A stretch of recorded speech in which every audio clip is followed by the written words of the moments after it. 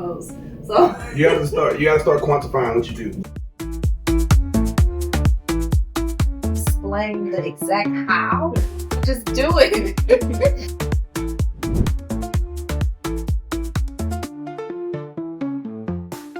I'm still learning. A lot of strong women, they don't really know their strength until they see it in someone else. We run a program for women in particular called Empowher. Designing this women leadership program, and so much of learning came through personally for me as well. So we had to build in this module that was called Ask and Get What You Want. I'm here and this is something I belong here. It comes from the experience and the environment, especially in college. If you're always a person who's looked at as, oh, she's always the one that raises her hands, or she's always the one that speaks out, it makes you kind of want to mute yourself. I'm still learning how to communicate practically. If women are communicating with other women, we have a gentle, softer approach. If it's a fact, take the fact, fix it, problem, solution. I got the paddle for the logical side and the emotional side. Well, I did this. And I did that, and I mastered that. Who's the voice that's winning here? Is it the voice of negativity and imposter, or is it the voice of the champion? Welcome to another episode of Creative Conversations. I have Ramona J. Smith, the world champion of public speaking and executive coach and a power presence speaker who's been helping women and men across the globe to find their true confidence. So Ramona, welcome. Thank you so much. So Ramona, tell us about your journey from being a high school teacher to the world champion and now being a globe-trotting professional speaker. I did not grow up wanting to be a teacher. I've always had a love for communication, and I earned my degree in public relations, PR, and marketing. But then I moved to Houston after I graduated, and I couldn't really find a job in PR or marketing. And so I shifted over into teaching because there's always going to be a student who needs a great teacher. And teaching is communication. Right. Had no idea that I was going to become the world champion that year. I did not plan for that. My plan was to teach for 5 years and then start coaching and then start getting more into my speaking business. However, I started subbing and then I got hired as a teacher in July. In August, I became the world champion. And I didn't even know what that meant because there's no blueprint. There's no manual that they hand you when you get that trophy. I didn't know what that meant. So I went back to teaching. However, the phone calls and the emails started pouring in from all over the world. And I had to make a choice because I did want to travel. I did want to see the world. And as a world champion, you're going to have access to travel the world. And I wanted to do that. And I had to make a choice. Do I want to stay with my 198 students and just kind of be confined to the classroom? Or do I want to transform the lives of hundreds of thousands of people? And I chose the latter. And now being able to have that experience, I'm 8 years in now, have that experience and have that confidence and that growth, because at first I wasn't even thinking about coaching. I just enjoyed public speaking. But then there was a need for that. People teach me. I want to learn. I want to know. But as the need started to grow, I had to start to hone in my skills on how do I teach what I'm doing. And I'm still learning. I'm still learning how to teach it and how to put it into words. But I have grown in that area of confidence and of communication to be able to now share what I've learned with women and men. Fantastic. I love the fact that you said that I'm still learning. And one of my first wow moments in Toastmasters was watching one of the best speakers, Craig Valentine, do a workshop in India. And I had just joined, so I missed that conference. So my friends in my club got the video back, and he makes a statement. He says, I won the world championship, and the first thing I did is went up to a bookstore and buy a book on how to improve my public speaking, because the learning starts there. And I love what you said. It's really an amazing journey. Thank you for sharing that. So today, what does your life look like? So you're doing speaking gigs, and then you're conducting some programs, and then also coaching a lot of leaders. You said that you have more women that you coach. How do you think that happened, that you're coaching more women? Women want to see other women doing what they want to do. And women are attracted to what is already inside of them, and they see that in me. And I feel like I just resonate stronger with women. One, because I look friendly, I look approachable, and I am approachable, and my fees aren't ridiculously high. That's another bonus. But a lot of strong women, they don't really know their strength until they see it in someone else, and then they want to make that connection. That's honestly why I believe I have more women clients, because they're drawn to me because I look like them, I speak like them, I dress like them, I laugh like them. We run a program for women in particular called Empower Her. Like it's Empower, but with Her, an HER. yes. And we asked the women in the room who are great leaders and technology leaders and great at their technical skill. We asked them to write down the top 5 achievements they've gotten in their life, and then what is that achievement attributed to. So incidentally, they attributed the achievements to luck, timing. I was in the right time at the right place. And some of them said, I have great team members. Very, very few people attributed it to their capability or their own, skills and their character or intelligence. So with men, incidentally, it was the other way around. So there is an element that the attribution of success is more external with women and more internal with men. So have you seen this in your coaching exercise with women? How do you make them see the other way around? That is a great observation and a great truth. I was reading something the other day that said women, when we're younger, we get praised for giving credit to other people, and we get praised for the more humble approach to saying, oh, well, no, it wasn't me. I didn't do anything. And it's like, oh, wow, she's so humble, or she's not full of herself. And I think that carries on with us through adulthood and through our professional careers. And a lot of my women clients, they don't even want to say what they've achieved. They feel like it's bragging. They feel like I'm going to look at them a certain way if they lead with their achievements. Whereas the men, I've done this, I've done that. I've spoken here. I've worked with that person. I know name dropping and everything. So I think for women, it comes from how you were raised. It comes from your background. It comes from the experience and the environment, especially in college. If you're always a person who's looked at as, oh, she's always the one that raises her hands, or she's always the one that speaks out, it makes you kind of want to mute yourself. Not good, yeah. Yes. How do we break that pattern for these professionals who have it in them, but they don't think that they have it in them? And that's one of the reasons why I love doing what I do, because I see that shift. Because I used to be that person back in school, college, everywhere. I used to always doubt myself. And then for that to shift, it took a lot of time and energy and effort and environment and so on. But today, if somebody wants to consciously do it, what are some things that you have done yourself? One thing I never thought about, that one of my corporate friends, and she said, start a brag document. And I never knew what that was. I never did that before, but starting a brag document to record all the amazing things that you've done, because we will forget. Yeah. But when you got that promotion, when your boss gave you that compliment, when you got that raise, when you went for that new position and you got it, or when you stepped up at that leadership meeting, having a brag doc to help you remember, to help you remember those things. That's one thing. And then the wording.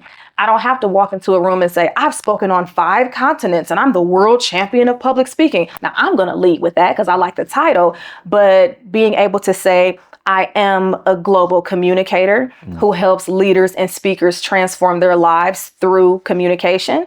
So even understanding how you want to say it, what to say, how you want to articulate it, that elevator pitch. What is your elevator pitch? So that you know what you want to say and you can shape how you want to say it. So it's not coming off as arrogant or egotistical, but something that is still comfortable and confident in your it's also purpose-led and not... Yes, awesome. Yes. It's purpose-led and not ego-driven.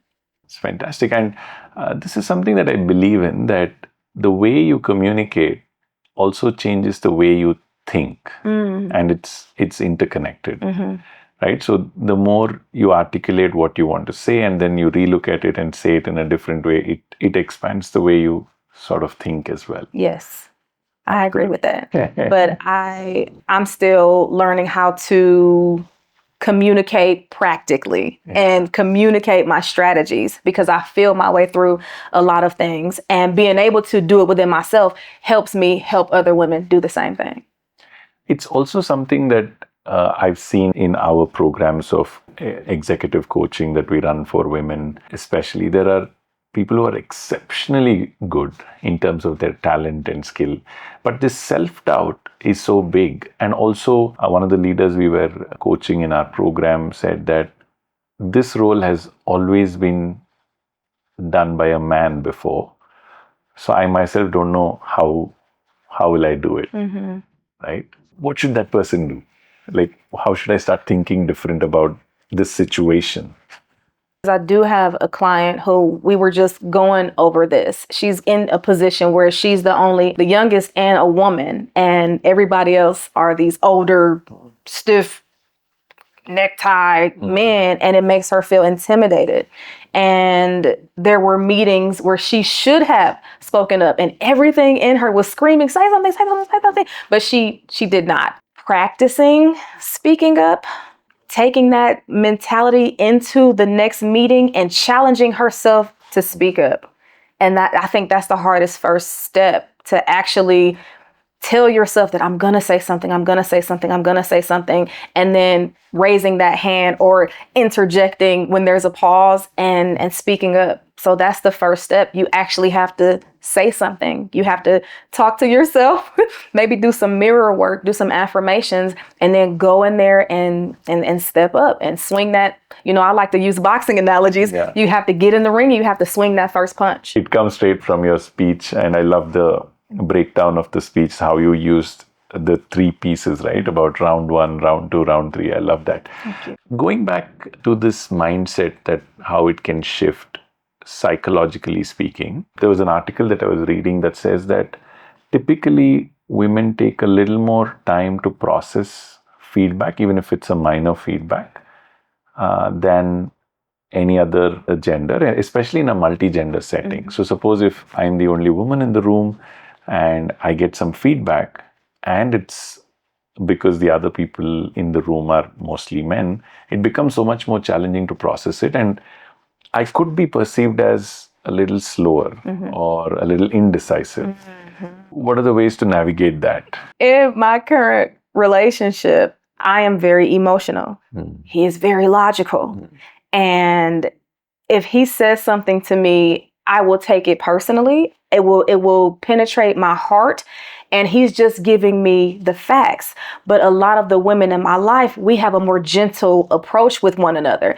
If my hair looks weird one day, she's not going to say, your hair is ugly, fix it. She's going to say, well, you know what? Let me just move a curl here. Let me just do a little thing here. If women are communicating with other women, we have a gentle, softer approach. We're the encouragers. Whereas men, you can say, bro, you stink. And you're like, okay, I'll go take a shower. So being able to separate the feelings from the facts. I've learned that from my partner. I've learned that from him, and it's helped me so much. So the first thing is actually looking at what was stated and who said it, and then how do you feel about yourself? And also drawing that boundary, saying everything that I'm hearing here may not be personally me. Absolutely. Yes. So that's self-awareness. Whereas if someone does give you some feedback, it's not going to break you down. It's not going to make you feel like you're less than. Maybe they could have had a more softer approach, but it's a professional setting. Take the feedback and you have to learn how to move on from it. You have to learn that if it's a fact, take the fact, fix it, problem, solution. And nobody is trying to hurt your feelings intentionally, having a thicker skin. And I know that sounds a little bit harsh, but I had to learn it as well. I have paddles in the house, like a little table tennis paddle. One side is blue and one side is red. So when he has to give me some harsh feedback that he know may hurt my feelings, he's going to show me the red side so that I now know he has to give me this information and I don't have to take it personally because he's giving me the facts. And then the blue side is my emotional side. When I'm like, you don't do anything for me and you don't love me. He knows that doesn't even make any sense. Like, I'm with you for life. That doesn't make any sense. So that's how I've learned how to do it. I got the paddle for the logical side and the emotional side. That's a great idea to put in a boardroom, I think. Oh, really? We might have to do something with that. The other bit that I found really interesting is, again, from our experience designing this women leadership program, and so much of learning came through personally for me as well. J.B. Miller's work says something interesting about the way men and women look at confidence differently.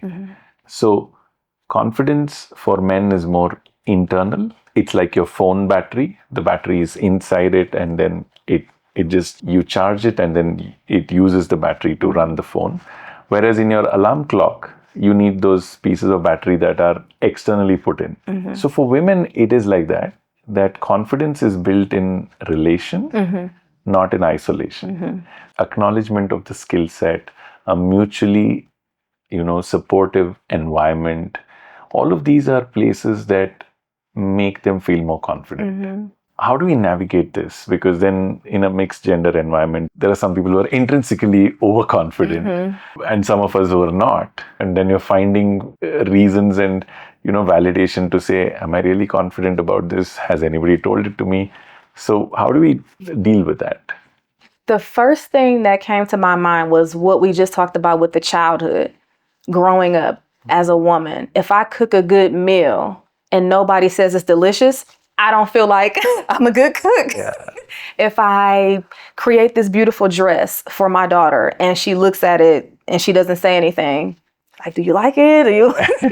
So we're always waiting for some type of validation from the things that we know we're good at it, because if I wasn't a good cook, nobody would eat the food. But it just makes me feel so much better to know that this labor of love doesn't go unnoticed. So I think that may have a lot to do with it. Whereas guys are celebrated for being strong, and that's natural. You don't have to do anything to be strong. You're celebrated for being tall, or you're celebrated for being handsome. And those are things that you don't need anybody else to validate that for you. And so for women, because I'm a woman that had to overcome that as well. I was not a confident young woman. I am now. But growing up, I was not very confident. I had to find that battery. I had to find my own battery. If those opportunities are lesser in the current setting of this new role this professional takes, then how do I find that? Because I don't have those opportunities to get validated and so on. So how do I have that internal clock that pushes me to keep moving forward? A lot of it is affirmations and core values. I do that with each and every one of my clients if they don't have them already. What are your core values? What do you stand for? And a lot of them, they have no idea. They know the company core values. They know the company mission, the company vision. But what is your mission statement as a person? What are your top 5 core values that resonate with you? And once they start to dig deeper into themselves and start to have these conversations with themselves that they've never had before, it starts to bring the confidence up. It starts to build the confidence, because it's like, wow, I am a woman of integrity. Wow, I am a woman of respect and accountability. And so starting with those core values and then going into the mission statement of your personal life, not just the mission statement of the corporation, but who are you as a person? So building on that. So a lot of reflection. Yes. And internal understanding of what you stand for. And when that gets solidified, then to navigate this becomes easier. Absolutely, yes. Awesome. So building your foundation within who you are. Again, in the limited experience that I've had working with different kinds of people, I've seen that a lot of women in our program that we were running were also worried about, how do I negotiate for something? And it's not just about a deal. It's also about how do they negotiate for things at home. So we had to build in this module that was called Ask and Get What You Want. Oh, I like that. So can you share your experience about working with professionals who find difficulty in asking for what they want. My corporate women don't like the N word. Mm. They do not like the N-word negotiation. They shy away from it. They fear it.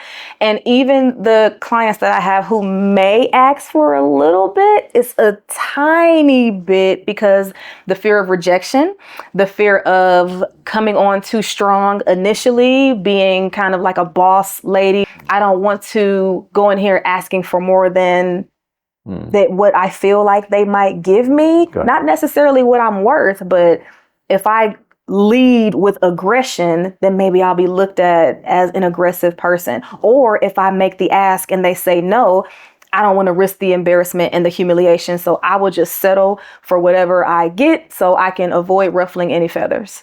Wow. So what's the way forward? What should I do? If I'm on the either side, right? I'm a people pleaser or I'm coming across too bossy. What's the middle path? How do I balance it? You have to know what you want. What is it that you want? So I'll keep it very simple, a very simple example. You want to get a role. You know that you have the degree, you have the experience, you have the resume, you have the personality. The salary is $60,000, but you feel like your skill set is more like 75. What is your range? Are you willing to just take the 60 or do you want to do a range of 70 to 75? So you have to know what you want first and write it down and make it clear and then stand on it. Stand on it. If you say that you want to have a range of 75 to 80, you shouldn't even be thinking about or entertaining the idea of 60. So first you have to know what you want. And then you have to actually ask for it. But not only ask for it, you have to have the evidence to back it up. So I don't want a person with just a high school diploma and no skills to walk into an organization and say, give me $100,000. No. If you're asking for 75 to 80, stand on that. We call it standing on business. Stand on business with that, but then give them the evidence to back it up. Give them the measurables, the stats. How did you increase sales? How did you increase the bottom line? What is your experience? What are you bringing that is validating this ask? So make sure you know what you want. Have a number and stick to it, or a range and stick to it, and then show them why you deserve it. Awesome. That's great. The last piece I want to talk about is the imposter syndrome. And that's really a big one in our executive coaching work. That means we recently had a chief technology officer. So she was promoted as a CTO. She has these multiple papers published in her name and so on and so forth. But when it came to just speaking about what all she has done, or even the role itself, after getting the role also she's questioning, did I deserve this? What did they see in me? Am I adding enough value? So that's a difficult place to start with, right? And breaking that into saying that I'm here and I belong here, and then building forward. Can you walk us through how do we navigate that shift? Yes, I have a client who I've been working with her for several years now, but she is in the healthcare field, very high up degree, and she's been in nursing for I think almost 30 years, but she wanted to go more into private coaching on sugar awareness because diabetes is just a horrible pandemic in the States. Everybody's addicted to sugar, and she wanted to focus on sugar awareness. And she just had a lot of doubts. Are people going to listen to me? Are people going to respect what I'm saying? I've been in the hospital for all these years, but now I want to go on my own. I'm not going to have the hospital to back me. And again, that brag doc, I would tell her, write down all the amazing things that you've done, not just in the hospital, but she would take trips to like sugar plantations and get research from there and do case studies on different people who've experienced diabetes and the people who she personally coached who lost 50 and 60 pounds on her plan. So getting that evidence to remind her that, yes, I know what I'm talking about. Yes, this is my area of expertise. And yes, I am passionate about it, in addition to my 30 years of nursing. And then she had to step out. She had to step out and start speaking because she hated speaking in public. Now she's speaking more than me on some days, but getting out there and actually doing it and actually building the clientele around it and then building the marketing around it and then the social media part, because she used to hate being on camera. Wow. And now that she knows who she is inside and outside of the hospital, because she's constantly reminding herself and she's stepping out on faith, and she has a huge clientele now, and now she has merch and branding, but she had to first acknowledge it, believe it, remind herself of it, get the evidence and the proof of it, and just keep going and keep pushing and keep trying. Awesome. You spoke about this book, Worthy. Oh my God. Do you recall anything from there that could be helpful? Absolutely. I have to say thank you to Craig Valentine, another world champion of public speaking, because my business felt stagnant for a long time and I just couldn't figure it out. And I'm like, let me call one of the other world champions, especially Craig Valentine, because I see him everywhere and his marketing is amazing and he's wonderful. So I reached out to him and we had a conversation, and I was telling him, like, I'm not growing and my business is not doing very well financially. And he's like, what are you charging? And I told him what I was charging. And he said, I was charging that in 1999. He said, it sounds like a worth issue. So I want you to read this book called Worthy by Nancy Levin. And I did her podcast and told her how it changed my life. And I read that book and I had to do so much work around money because my mindset around money was scarcity, it was lack, and it was fear. And there's no reason why, as a world champion of public speaking who has done speaking and coaching, I don't even remember how many times I've been on the stage. There's no reason why I should have been charging what I was charging, but I didn't feel like people would pay for it. And it came so easy to me. I could have given it away for free. But after reading that book and doing that work, what is the root of your relationship with money? Why do you feel like you don't deserve this?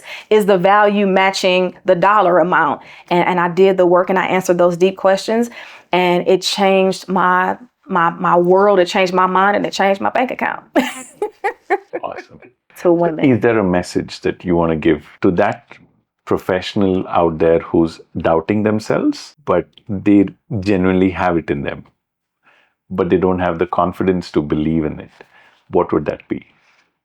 I'm going to speak to those women and men as I would speak to my younger self who was not confident and who didn't believe in herself at all. The first thing you have to do is spend some time with you and really figure out who you are. And the way I did that was, again, I had to affirm myself. We talked about buckets. I had to start putting more into the bucket of kindness to myself and positivity of myself than into the bucket of negativity and doubt. I had to eliminate that inner troll and replace it with this inner mom. I had to become like my own mom voice. And when I became my own mom voice, I would start to speak to myself as if I would speak to myself as a child. And I did a lot of affirmations. So writing down these beautiful I am statements, I am amazing, I am awesome, I am miraculous, over and over, day after day after day. And eventually I started to believe it. But once I got the belief, that wasn't enough.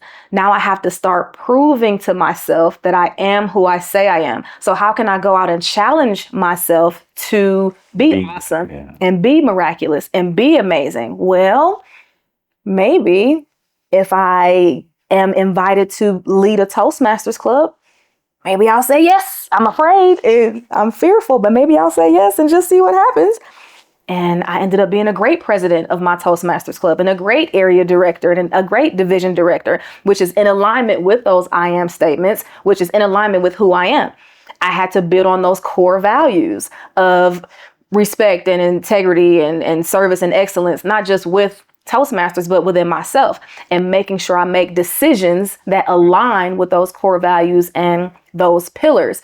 And then I constantly recording the wins. And then when you feel those days where it's like, I'm not good enough, no, I'll never get that promotion, or I don't belong here. Well, I did this and I did that and I mastered that. So who's the voice that's winning here? Is it the voice of negativity and imposter, or is it the voice of the champion? And I choose to listen to the voice of the champion. Wow. And all of us have this voice of the champion. Absolutely. But you have to tune into it. Yeah. You have to open your ears to it, and you have to Make it louder. absolutely make it louder and tune the other one out. Throw it out the window and only listen to that champion voice, or that mom voice, or whatever you want to call it, the elephant voice, the superstar voice. Awesome. Thank you for this. It was a great conversation. So much. Thank you.